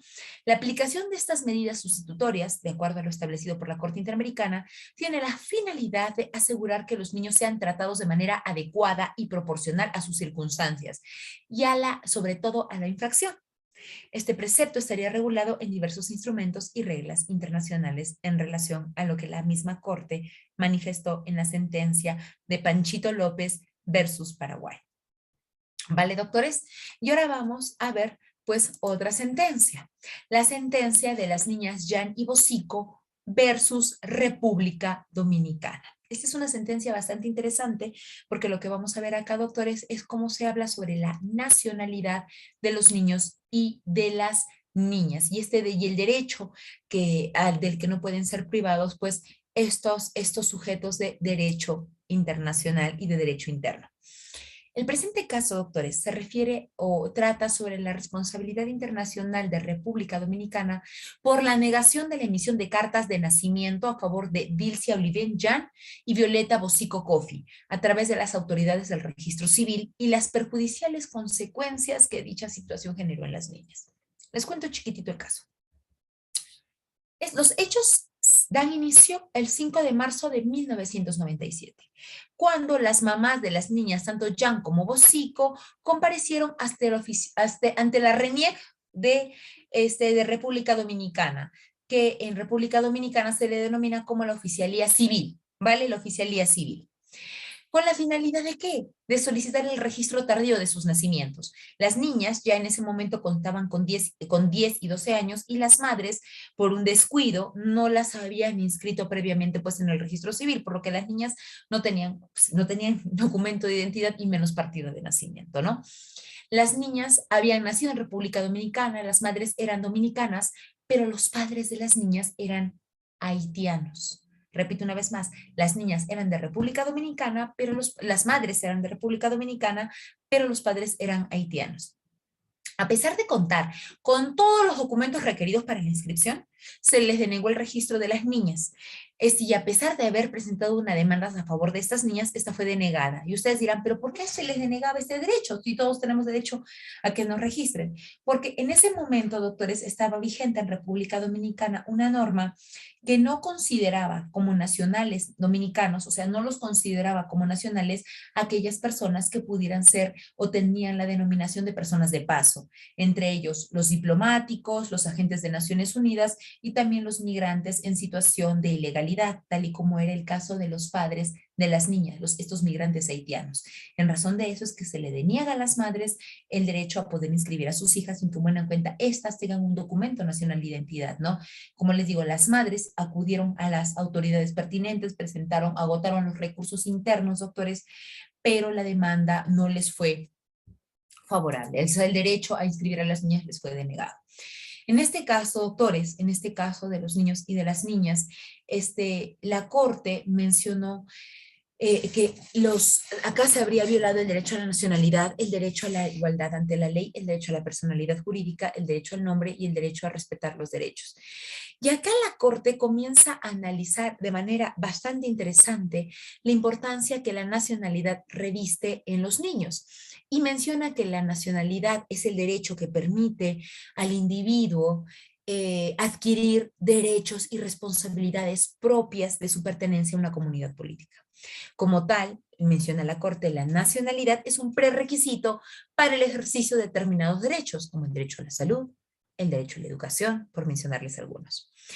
Y la Corte interpreta el derecho a la nacionalidad en un doble aspecto. Dicho sea de paso, este derecho está reconocido en la Convención Americana. El derecho a tener una nacionalidad desde la perspectiva de dotar al individuo de un mínimo de amparo jurídico en el conjunto de relaciones al establecer su vinculación con un Estado determinado. Y en un segundo aspecto, el de proteger al individuo en contra de la privación de su nacionalidad de forma arbitraria, porque de este modo se le estaría privando de la totalidad de sus derechos políticos y civiles que sustentan o que están sustentadas pues en la nacionalidad del individuo. Sin ir muy lejos, doctores, nosotros recordaremos que nos piden, por ejemplo, para postular a ciertos cargos políticos, tener la nacionalidad peruana. Y si yo no tengo una nacionalidad, doctores, caigo en la condición de apátrida. Y eso en la actualidad obviamente no se puede concebir. Y en buena cuenta, doctores, y la Corte, teniendo en consideración también un poco la Convención de los Derechos del Niño, recuerden la no discriminación, considera de que no se puede discriminar a los niños y a las niñas por su ascendencia ni por la condición que en buena cuenta puedan tener los padres. Los estados, le recuerda la Corte, a República Dominicana y a todos los estados de la Bahía, dicho sea de paso, no pueden adoptar prácticas o legislación respecto al otorgamiento de la nacionalidad cuya aplicación favorezca el incremento del número de personas apátridas, ¿no? Lo que en buena cuenta provocaría la violación no solamente de derechos humanos, sino de derechos fundamentales. Y la apatria, menciona la Corte Interamericana, tiene como consecuencia imposibilitar el goce de derechos civiles y políticos de una persona y ocasionarle una condición de extrema vulnerabilidad. En buena cuenta, doctores, la Corte en esta sentencia declaró que República Dominicana había violado, pues como les comentaba, el derecho a la nacionalidad, la igualdad ante la ley, reconocimiento de la personalidad jurídica, el derecho al nombre y a la obligación de respetar, pues, los derechos, ¿no? Y en buena cuenta, doctores, lo que hizo fue recordarle a República Dominicana, bueno, que había ratificado en su momento el Pacto de San José, y que por ende la ley que había dado pues iba en contra de lo establecido por la Convención Americana sobre Derechos Humanos. ¿Vale? Esto respecto de la sentencia de las niñas Yanni Bosico versus República Dominicana. Vamos a revisar otras 3 sentencias más, doctores, antes de llevarles yo de la manito para que ustedes puedan revisar las páginas web y ustedes también puedan descargar de manera directa, como les digo, los informes de la comisión y también las sentencias de la Corte Interamericana. Vamos a hablar de una sentencia contra Argentina del año 2012, Fornerón e hija versus Argentina. ¿Ok?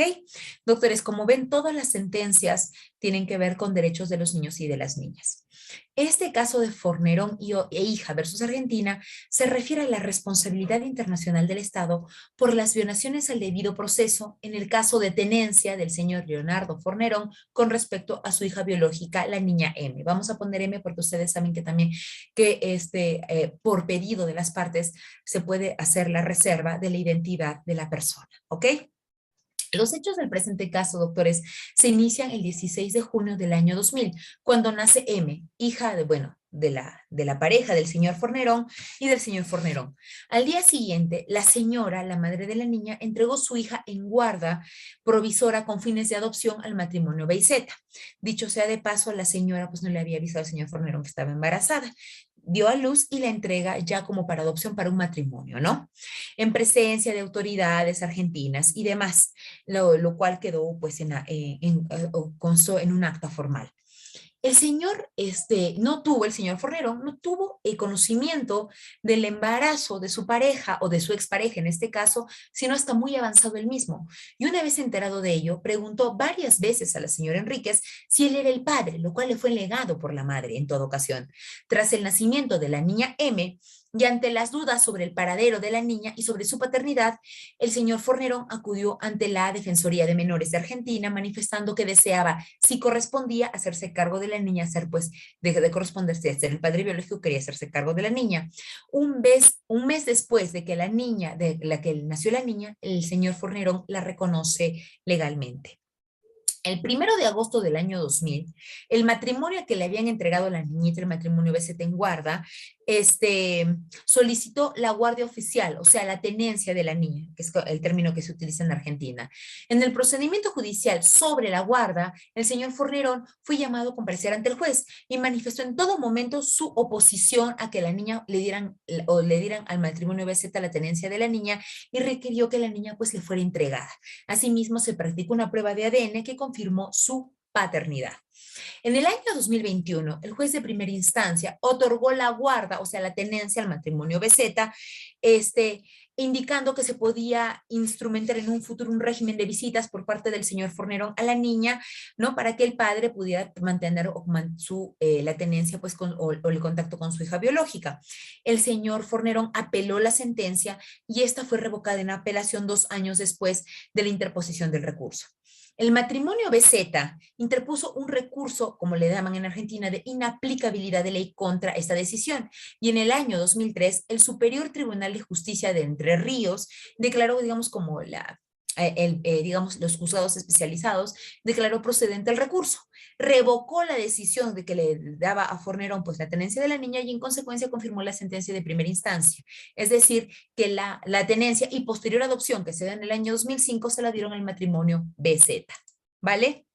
En este caso, dadas estas circunstancias y habiendo agotado vía interna, el señor Fornerón procedió a ir al sistema interamericano. ¿Y qué pasó acá, doctores y doctoras? Pues acá se revisó los derechos de las garantías judiciales, la protección judicial y el derecho a la familia. Respecto a las garantías judiciales y a la protección judicial, doctores, además la Corte de mencionar que se había ocupado sobre el derecho a la familia en la opinión consultiva número 17, recordó que en esta había establecido que todo niño tiene derecho a vivir con su familia biológica, ¿vale? Y esta está llamada a satisfacer sus necesidades materiales, afectivas y psicológicas, ¿vale? Respecto de protección al derecho a la familia, la Corte determinó que la guarda judicial que culminó en la adopción de la niña Emma por parte del matrimonio BZ se otorgó sin observar ciertos requisitos normativos y ciertos derechos también del padre biológico, ¿no? De tal modo, mis queridos doctores, mis queridas doctoras, que la injerencia en el derecho a la protección de la familia del señor Fornerón y de su hija M, no se había observado el requisito de legalidad, y que el niño, en este caso la niña M, tenía derecho a crecer con su familia biológica, con su familia de origen. Y esto, doctores, la Corte mencionaba que derivaba del artículo 17 y 19 de la Convención Americana, así como de los artículos 8, 9, 18 y 21 de la Convención sobre los Derechos del Niño. Y acá la Corte le hace un recordatorio bastante interesante al Estado argentino porque le dice, recuerda el artículo de adoptar disposiciones de derecho interno para garantizar los artículos de la Convención Americana. Y en buena cuenta, doctor, y doctores y doctoras, se establecía de que este tipo de procedimientos pues podrían ser malinterpretados, y una vez más se hablaba del interés superior del niño. Además, no se puede en buena cuenta limitar los derechos de los padres biológicos en razón de una familia que no ostente esta calidad sobre y que no tenga los mismos derechos sobre los niños, y que siempre los derechos de los padres biológicos pues van a privar mucho más que sobre otros, salvo que se pueda probar en todo caso pues que el padre biológico no cumple con sus obligaciones o que no está en las condiciones de poder tener a la niña, cosa que en el caso de Fornerón pues no se cumplía porque el señor sí estaba en la condición de poder tener a la niña, ¿vale? Listo, doctores, esto del caso Fornerón y otros versus Argentina. Luego tenemos, mis queridos doctores, mis queridas doctoras, el caso de las comunidades afrodescendientes desplazadas del río Cuenca de Cacarica, Operación Génesis versus Colombia. ¿Vale? Los hechos del presente caso se refieren a las violaciones de derechos humanos cometidas contra las comunidades afrodescendientes de la cuenca del río Cacarica de Colombia, como consecuencia de la denominada Operación Génesis a cargo de Fuerzas Militares de Colombia y realizadas entre el 24 y 27 de febrero de 1997, y que ocasionó la muerte pues, de varias personas, además del desplazamiento forzado de cientos de ellas. Los hechos del caso se enmarcan dentro del contexto del conflicto armado en Colombia, especialmente en el marco de extrema violencia en esta región denominada como de Urabá, donde los grupos ilegales buscaban su movilidad por las riberas de los ríos para evitar el tráfico de armas y drogas ilícitas, ¿no? Y en buena cuenta, doctores, también pues tratar de evitar el control de los grupos paramilitares del Estado. La Corte Interamericana de Derechos Humanos en esta sentencia reiteró, doctores y doctoras, sobre todo que los derechos de los niños y de las niñas en relación con la obligación especial de protección en el marco de un conflicto armado no internacional tenían que tenerse en consideración. La Corte mencionó en esta sentencia algunas normas del derecho internacional humanitario, tales como los convenios de Ginebra y los protocolos adicionales, y mencionaba, doctores, y en este aspecto específico mencionó y desarrolló estándares respecto del contenido del derecho a la propiedad privada y colectiva, pero sobre todo garantizando la asistencia humanitaria de los niños y su especial condición como grupos vulnerables y la especial protección que en todo caso el Estado debería tener en relación a ellos, ¿vale? Esto respecto de esta sentencia, doctores, y ahora nos vamos a otra sentencia bastante interesante que tiene que hablar sobre los derechos a la salud. Es la sentencia de González Yuy y otros versus Ecuador del año 2015.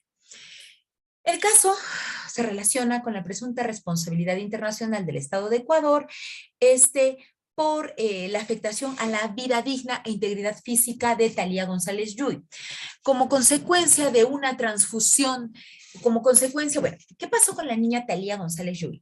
La niña a Thalía González Yuy, doctores y doctoras, cuando tenía 3 años de edad, sus padres la llevaron, pues, porque necesitaba una transfusión de sangre a un banco de sangre de la Cruz Roja. Cuando le dan esta transfusión de sangre, las autoridades o los encargados de este hospital, de la Cruz Roja, no se habían percatado que la sangre estaba contaminada con VIH. ¿Ok? Entonces la niña, obviamente, se contagió de VIH. Los padres en ese momento no se dieron cuenta. Posteriormente, cuando la niña estaba postulando a los colegios, ustedes saben que a veces se pide pues certificados de salud, a la niña le pedían certificados de salud, y cuando fueron a hacerle los exámenes de sangre, salió la niña como VIH positiva. En relación a ello, algunos colegios no querían evitar poner en peligro a los demás niños, y lo que hacían era retirar a Thalía de los centros de estudios, ¿no? Entonces, en buena cuenta, doctores, la niña, además de haberse contagiado de manera involuntaria con VIH, tampoco el gobierno ecuatoriano le garantizaba el derecho a la salud, ¿vale? En este caso, doctores, en esta sentencia lo que se venía determinando era que el Estado colombiano no había cumplido con su deber de garantía, específicamente en el rol de supervisión y fiscalización frente a entidades privadas, en este caso la Cruz Roja, que prestaban pues servicios de salud, ¿no? la comisión, cuando el caso llega ante la comisión y la comisión hace todo el análisis previo, considera la Comisión Interamericana que la investigación y el proceso penal interno que culminó con una declaratoria de prescripción no cumplió con los estándares mínimos de la debida diligencia establecida ya por el sistema interamericano. Y también la comisión estableció o consideró pues que obviamente el derecho a la educación de Thalía estaba siendo violentado porque pues no le permitían acceder a los servicios educativos por temor a que los otros niños pues pudieran contagiarse, ¿no? En razón de eso, mis queridos doctores, mis queridas doctoras, la Corte en la sentencia que desarrolla hace mención a lo que nos ha dicho un comité, hace mención a lo que dice el Comité de Naciones Unidas, al Comité de Derechos Económicos, Sociales y Culturales, en donde se mencionaba que para garantizar el derecho a la educación debe velarse porque en todos los niveles educativos se cumpla con 4 características especiales e interrelacionadas. 1, la disponibilidad. 2, la accesibilidad. 3, la aceptabilidad y 4, la adaptabilidad. Al respecto, la Corte Interamericana concluyó que existían 3 obligaciones inherentes al derecho a la educación en relación a las personas que conviven con VIH. Y el primero era el derecho a disponer de información oportuna y libre de prejuicios sobre el VIH-Sida, la prohibición de impedir el acceso a los centros educativos de las personas con VIH-Sida y el derecho a que la educación promueva su inclusión y no discriminación dentro del entorno social, sobre todo en este caso en donde la niña no había tenido la menor culpa respecto del contagio, pues del que había sido objeto. ¿Ok, doctores?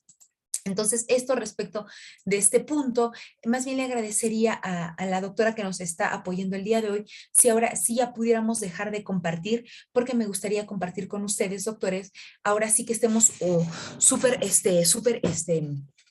atentos, doctores, para poder visibilizar en buena cuenta lo que yo les quería mostrar sobre cómo conseguir información directamente tanto de la página de la Corte Interamericana como de la Comisión. Vale, a ver, doctores, permítanme, por favor. Vamos primero con la Comisión Interamericana. Permítanme, ay, no logro. Acá está la Comisión Interamericana, ahora sí. Ahora sí, permítanme, por favor, voy a comenzar a compartir la pantalla para que ustedes, ay, ¿dónde está? Ya está, aquí. Ustedes puedan visualizar esto. ¿Listo? A ver. Ahora sí, doctores, no sé si pueden visualizar la pantalla de la Comisión Interamericana, ¿sí se puede ver? Si alguien me pudiera confirmar, por favor, abren el micro y me indican, por favor. ¿Sí? ¿Sí se está visualizando? Sí, creo que es que no puedo, ya está, ahora sí, ya está. Listo, doctores. Entonces, miren, esta es la página de la comisión. Vayan anotándola, por favor, que es la de la oas.org. Es la página de la Comisión Interamericana.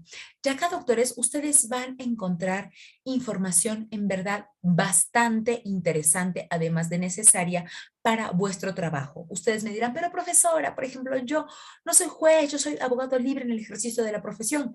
Perfecto, doctores, pero acá podemos encontrar información internacional que nos va a ayudar a poder cerrar o a poder mejor argumentar nuestros escritos o las demandas que nosotros podamos realizar.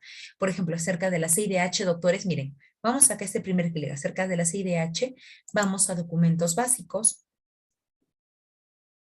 y acá vamos a encontrar los documentos que el Estado peruano también ha ratificado y con los que trabaja el sistema, ¿no? Ese es el primer documento que se da, la Declaración Americana de los Derechos y Deberes del Hombre, la Convención Americana sobre Derechos Humanos, la Convención para Prevenir y Erradicar la Tortura, el Protocolo de San Salvador, siempre están mencionados sobre los derechos económicos, sociales y culturales, el Protocolo para la Abolición de la Pena de Muerte, sobre la desaparición de personas, de la desaparición de personas, sobre las personas con discapacidad, la Carta Democrática Interamericana, doctores, que muchas veces ustedes habrán escuchado que se le menciona cuando hablamos sobre que estamos en un gobierno que no es democrático, entonces es un gobierno dictatorial y se le pide a la OEA que aplique pues la Carta Democrática Interamericana y acá otros doctores que, como les digo, otros documentos que creo que sí les van a servir. Ahora bien, como acá tenemos los informes, ya acá nos vamos a los informes temáticos, que es los que yo les presentaba, ¿recuerdan? Los informes temáticos. Entonces, acá, doctores, tenemos uno que se acaba de publicar hace poquito, que es la situación de personas privadas de libertad en el Ecuador. Recuerden que pueden ser temáticos o por país. El derecho a la libre, perdonen, determinación de los pueblos indígenas y tribales, me parece que el Tribunal Constitucional hubiera podido revisar esta sentencia antes de dar la sentencia en donde declaraba que no se podía considerar como derecho fundamental el derecho a la sentencia, perdón, a la consulta previa. Este, en ese aspecto, yo sí puedo decir que sí, no estoy de acuerdo con ello, pero bueno, acá todos recuerden que estamos en la academia y todos podemos expresar nuestro punto de vista, derecho a la libre determinación de los pueblos indígenas y tribales, declaración de principios interamericanos sobre libertad académica y autonomía universitaria, guía práctica para la eliminación de la violencia y discriminación entre las mujeres, niñez y libertad de expresión, que es el que yo les comentaba, y acá otros informes, doctores, que de verdad yo creo que pueden ser muy interesantes para toda la labor que ustedes vienen realizando. Por ejemplo, el convenio sobre derechos laborales y sindicales y los estándares interamericanos. Como les digo, doctores, yo les invito a que puedan revisar, no ahora, sino ya tal vez mañana o más adelante, cuando tengan un poquito más de tiempo, para que ustedes puedan, en relación al caso que están revisando o a las actividades que vengan desarrollando como profesionales del derecho, pues puedan ustedes tener acá información de primera mano, repito, para mejor argumentar vuestros trabajos. Acá tenemos empresas y derechos humanos, estándares interamericanos, algo que está muy en boga. ¿Vale? Entonces, ahora dejo de compartir esto, doctores, y nos vamos a compartir la página de la Comisión de la Corte Interamericana de Derechos Humanos. Después de compartir la página de la Corte Interamericana, mis queridos doctores, mis queridos doctoras, claro que sí, permítanme por favor, voy a coger el link, permítanme, para que lo puedan grabar ustedes. Con mucho gusto, doctores, permítanme, acá voy a poner el link de lo que es la página de la Comisión Interamericana, ¿vale? Ahí está la página de la Comisión Interamericana, por favor, grábenlo, por favor, para que puedan hacer ello, ¿vale? ¿Listo, doctores? Ok. No, con mucho gusto, con mucho gusto. Y ahora vamos a la página de la Corte Interamericana. Ustedes saben que yo los quiero, los aprecio y los quiero mucho y mientras podamos aplicar la ley del menor esfuerzo, mejor. Nos vamos a la Comisión Interamericana. Permítanme, por favor, ya me voy a posicionar. Acá más bien, cuando yo les pregunté algo, les agradecería que pudiéramos abrir el micro, doctores, porque como estoy compartiendo la pantalla completa, a veces yo no puedo leer el chat. Entonces, si les digo, ¿se está compartiendo? Ustedes me dicen, sí, sí, sí, doctora, entonces ya no hay ningún problema. A ver, ya está, a ver, compartir. Ya está. Ahora sí, ¿se está compartiendo, por favor, la página de la Corte Interamericana? ¿Sí? Sí, ok. Tenemos, miren, la página de la Corte Interamericana es corteidh.or.cr. No se preocupen que después yo también voy a colocar este link en el chat de la sesión para que ustedes en buena cuenta puedan realizar puedan revisarlo directamente. Entonces, doctores, acá tenemos también sobre la Corte Interamericana, tenemos conozca a los jueces y juezas, estatuto, reglamento, y bueno, los documentos ya los hemos bajado de la Comisión Interamericana. Aquí tenemos las sentencias, doctores, que la Corte ha emitido hasta la fecha, las opiniones consultivas, que las opiniones consultivas, y esto yo no les había mencionado, son aquellas que en buena cuenta, mencionan o hablan sobre alguna consulta que la Comisión Interamericana o los estados, que somos los únicos que estamos facultados, realizamos a la Corte Interamericana. Por ejemplo, una opinión consultiva famosa y que, dicho sea de paso, yo lo he utilizado el día de hoy en el desarrollo de mi exposición. Ustedes dirán, profesora, ¿usted veía que la Corte Interamericana, que es una corte regional, ha utilizado instrumentos del sistema universal, como la Convención sobre los Derechos del Niño? Exacto, doctores, porque en razón a la primera opinión consultiva que emite la Corte, que dicho sea de paso fue solicitada por el Estado peruano, Perú siempre presente, la Corte estableció que ella estaba en la capacidad de interpretar el Pacto de San José y otros documentos en relación a derechos humanos. Y el Perú preguntó, Corte, ¿y qué significa otros documentos en derechos humanos? Y la Corte dijo, cualquier otro documento que hayan ratificado los estados de la OEA, incluyendo documentos del Sistema Universal. ¿Ok? Eso para su conocimiento, doctores. Entonces, no es que la Corte se esté atribuyendo funciones que no le competen, sino que la misma Corte ya lo ha manifestado. Entonces, ahora bien, yo quiero que se pongan, porque miren, nosotros si, por ejemplo, quieren revisar sentencias sobre temas específicos y de verdad comenzar a leer cada una de las sentencias es un poco difícil porque ya tenemos una cantidad de jurisprudencia bastante considerable en la Corte Interamericana. Lo que yo les recomiendo es que nos vayamos acá. Me están siguiendo, ¿no? Síganme, por favor, síganme. Nos vamos acá a cuadernillos de jurisprudencia y vemos ver más. ¿vale? Cuadernillos de jurisprudencia. Entonces acá, doctores, van a tener ya la jurisprudencia de la Corte o digamos sentencias que la Corte ha mencionado temas específicos, ¿no? Pero ya por especialidad, por ejemplo, el último que ha sacado la Corte Interamericana es sobre el cuadernillo de igualdad y no discriminación, tenemos sobre protección judicial, tenemos sobre integridad personal, tenemos sobre el derecho a la vida, ¿no? Por ejemplo, si hablamos sobre protección judicial, miren, voy a hacer clic aquí, se me abre y nosotros acá podemos revisar diversa jurisprudencia que la Corte ha emitido sobre protección judicial, ¿no? Por ejemplo, derecho a un recurso idóneo, derecho a un recurso efectivo, derecho a un recurso rápido. Y acá vamos a ver que la Corte menciona diferentes sentencias. Por ahí, si ustedes quisieran ahondar un poco más, por ejemplo, en el tema de alcances generales sobre la protección judicial, tenemos la sentencia del caso Ifcher-Broinstein versus Perú. Entonces acá nosotros podemos ver, doctores, lo que ha mencionado la Corte sobre toda persona tiene derecho a un recurso rápido y sencillo, y si quieren hacer, digamos, un poquito, o quieren hasta revisar un poco más a fondo la sentencia en sí, simplemente hacen clic aquí. ¿Vale? Porque acá los va a derivar a la sentencia respectiva. Y así como esto, mis queridos doctores, mis queridas doctoras, pues vamos a tener cuadernillos sobre justicia transicional, sobre derechos de los pueblos indígenas y tribales, sobre derechos de las mujeres, sobre los derechos económicos, sociales y culturales, etcétera, etcétera, etcétera. A ver si me permiten. Uy, es que esto se me pone acá y no me permite dejar de compartir. Ahora sí.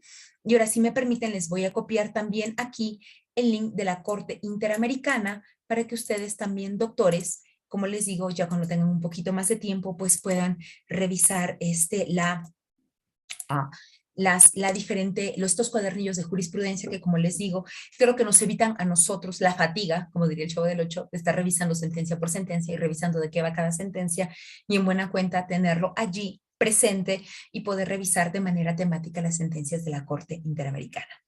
Dicho sea de paso, mis queridos doctores, mis queridas doctoras, entonces ya estando en este estadio y ya culminando nuestra presentación, no sé si la doctora que nos está apoyando, por favor, podría poner solo la última diapositiva, por favor.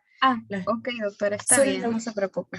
muy amable, y ya quedaría en razón de esto, mis queridos doctores, mis queridas doctoras, para poder absolver cualquier pregunta, duda, consulta, no sin antes agradecerles a todos y todas por su gentil atención y presencia el día de hoy en esta aula virtual. Gracias a CEFOCAP, gracias doctora, y quedo presta para poder responder las preguntas que consideren pertinentes.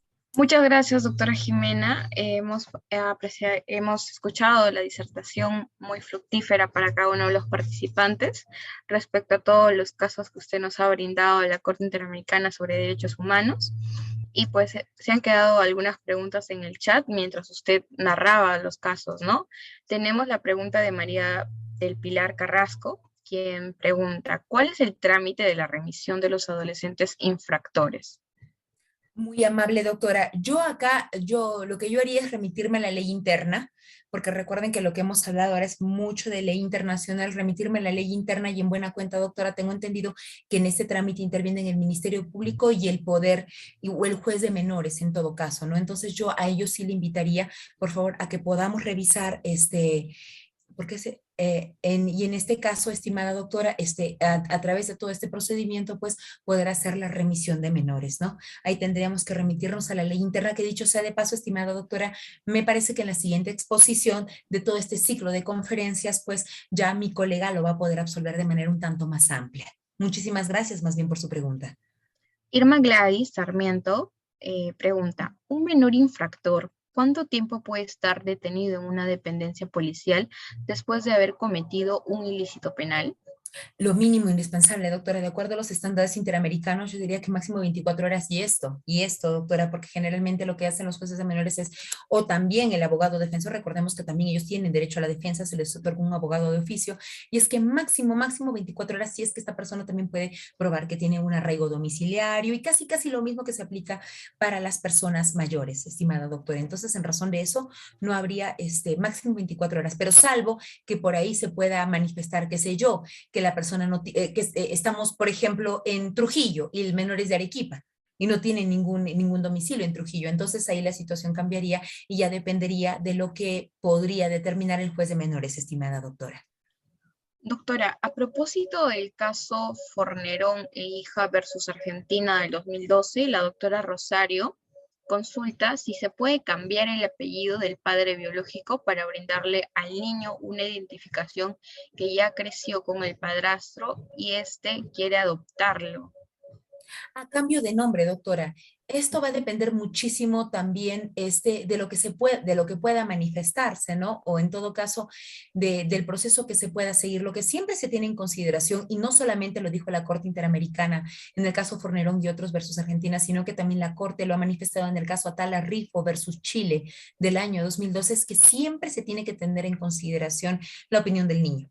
Y esto en base también a, como mencionábamos en la primera parte, en lo establecido en la Convención sobre los Derechos del Niño, tener en consideración lo que el niño pueda manifestar. Y esto, doctores, les digo, no es algo característico solamente de nuestro sistema interamericano, sino que también ya la Corte Europea en Derechos Humanos, en un caso muy similar, no voy a decir igual porque pues cada caso es particular, pero muy similar en el sistema europeo, doctores, también se ha manifestado que cuando quiera haber este tipo de cambios de apellidos o qué sé yo, se tiene que tener en consideración lo que mencione o tener, digamos, la opinión del niño, ¿no? La opinión del niño.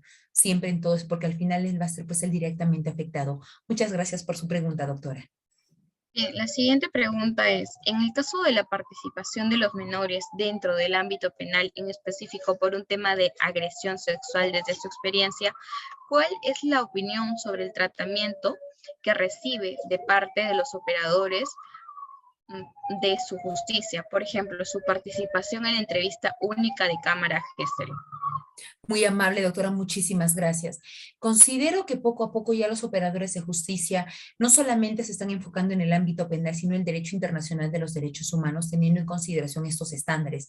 Por ende, siempre se tiene en consideración, y como hemos visto que no es algo propio de nuestro derecho interno, sino que también tenemos en consideración el interés, el estándar tanto universal como interamericano del interés superior del niño.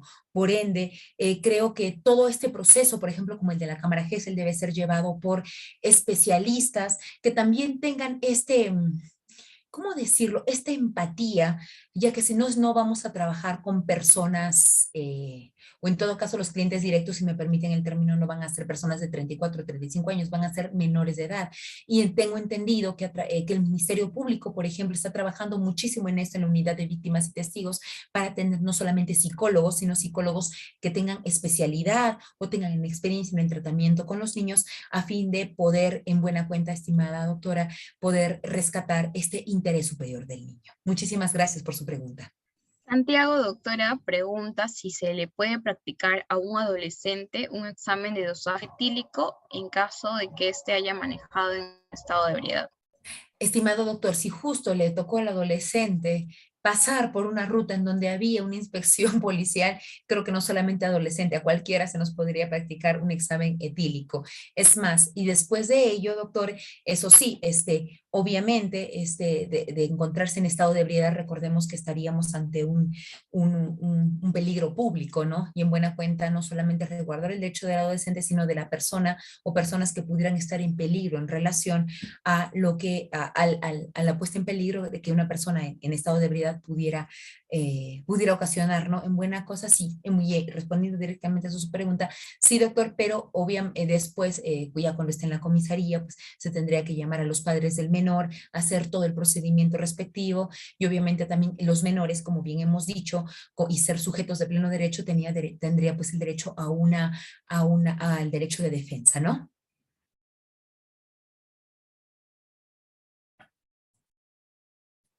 Bien, doctora, esas han sido todas las preguntas. Bien, tenemos acá una última pregunta de Gisela Cerquín, quien señala: ¿qué se puede hacer si en la actualidad una menor de edad decide iniciar su vida sexual a los 13 años o es una víctima provocadora de un acto sexual? ¿Tendría alguna sanción penal si se demuestra que fue por decisión propia? Estimada doctora, hasta donde yo tengo conocimiento, dada las normas que tenemos en la actualidad, las las relaciones sexuales entre menores de edad, pues sí conllevan una pena, ¿no? Así se haya demostrado que haya habido consentimiento por ambas partes. Por ende, yo creo que lo que podemos trabajar acá, doctoras y doctores en buena cuenta, es políticas públicas de educación en derechos humanos y educación sexual. Creo que todo no solamente viene de casa, sino que también el Estado debe tener acá un papel, un rol activo respecto de también señalarle las consecuencias de los actos a nuestros menores. Recordemos, doctores, que uno de los principios del derecho, y esto lo estudiábamos en el primer semestre cuando ingresamos a la Facultad de Ciencias Jurídicas, el de desconocimiento de la norma no te exime de su cumplimiento, ¿no? Nos puede parecer un tanto injusto esta norma, pero es uno de los principios con los que trabaja al menos nuestra legislación peruana. Por ende, yo creo que para evitar todo ello, yo más que sancionar, yo trabajaría mucho con el evitar. Y en buena cuenta, en razón de esto, pues darles la información, explicarles, porque también sabemos, muy sinceros ustedes que tal vez son defensores de oficio, son jueces, juezas, fiscales, magistrados, magistradas, docentes del derecho, sabrán mis queridos doctores y doctoras que muchas veces los niños no tienen esta información. Entonces yo creo que si la comenzamos a viralizar, al igual que viralizamos un TikTok o viralizamos Instagram, creo que podríamos llegar a través de una política de publicidad por parte del Estado. Creo que podríamos evitar estos hechos, ¿no? Sobre todo eso. Y ahora sí, también tenemos que tener en cuenta que los jueces tienen una función discrecional. Entonces, ellos tienen que evaluar son los hechos del caso, cuáles han sido las circunstancias y en razón de ello, obviamente, saben que ahora la idea o los jueces de ahora no aplican la ley simplemente por aplicarla. Debe haber una interpretación pro homine, pro persona de la norma en buena cuenta y en razón de ello, sin caer en el prevaricato, obviamente establecer o sentenciar de la manera más justa para las partes. Bien, Irma Gladys Sarmiento Figueroa pregunta, ¿es obligatorio que el menor esté acompañado de un adulto para realizar una denuncia? Generalmente, doctora, muchas gracias por su pregunta. Lo que sucede es que los menores, por ejemplo, en el colegio pueden hablar sobre tocamientos impropios por parte de sus padrastros, por ejemplo, ante sus profesoras y las profesoras hacen la denuncia respectiva, ¿no? Y en este caso, pues el menor no ha estado acompañado directamente de un adulto, sino es el adulto el que hace la denuncia. Ahora bien, tengo entendido que en el Ministerio Público, cuando hablamos de adolescentes, también se reciben las denuncias de los menores y posteriormente se les puede proporcionar un abogado de oficio para su mejor defensa. Gracias por su pregunta, doctora Irma. Bien, doctora, esas han sido todas las preguntas formuladas por los participantes. Agradecemos nuevamente la disertación del día de hoy, muy didáctica, por cierto, explicativa de todos los casos que ha planteado. Gracias, doctora, y esperemos contar con su participación en un próximo evento de CEFOCAP. Muchas gracias. A usted, doctora, muchísimas gracias en serio a las y los colegas, a ustedes por su tiempo. Yo sé que los viernes en la noche podríamos estar tomando un cafecito en el IT o relajándonos un poquito, pero el hecho de que ustedes están acá refleja muchísimo las ganas que tienen ustedes de estarse actualizando y a la par aprovecho la oportunidad para invitarles a revisar siempre la página web de CEFOCAP, quienes nos están brindando continuamente diversos temas para nuestra capacitación profesional. A todo el equipo de CEFOCAP, muchísimas gracias por la invitación y por la confianza puesta en mi persona y conmigo será hasta una próxima oportunidad. Buenas noches con todos y todas. Que tengan todos muy buen fin de semana. Gracias. Muchas gracias, doctora. Igualmente, buen fin de semana. Y a nuestros participantes, invitarlos a que sigan nuestras páginas de Facebook e Instagram, donde van a poder encontrar todas las clases que se están desarrollando en estos últimos diplomados. Les comento que la clase de hoy versa sobre el diplomado en cuanto a violencia familiar, trata de personas y acoso. Es un diplomado que se está aperturando, que se ha aperturado ya. Y asimismo quisiera invitarlos al diplomado de formación especializada para la defensa pública. A ver, voy a compartir acá.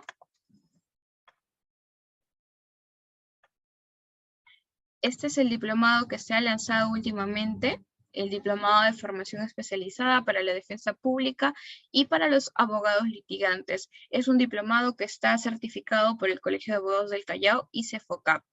Tiene una duración de 280 horas académicas. Inicia el día de mañana, 19 de marzo, a las 7 p.m.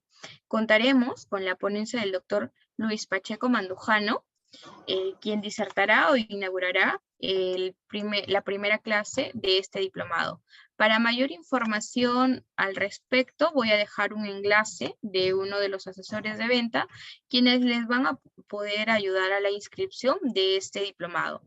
A los participantes que quieran inscribirse en la clase del día de hoy, en el curso de menores del niño y del adolescente en el ámbito penal, van a tener acceso al aula virtual donde van a poder encontrar el material trabajado por la doctora el día de hoy, además de los casos que ha citado la doctora de la Corte Interamericana sobre Derechos Humanos. Los van a poder encontrar en el aula virtual, pero para ello se necesita la previa inscripción. Y esto lo van a poder realizar a través de los asesores de venta. Bien, eso ha sido todo por hoy. Que tengan un buen fin de semana, doctores. Gracias.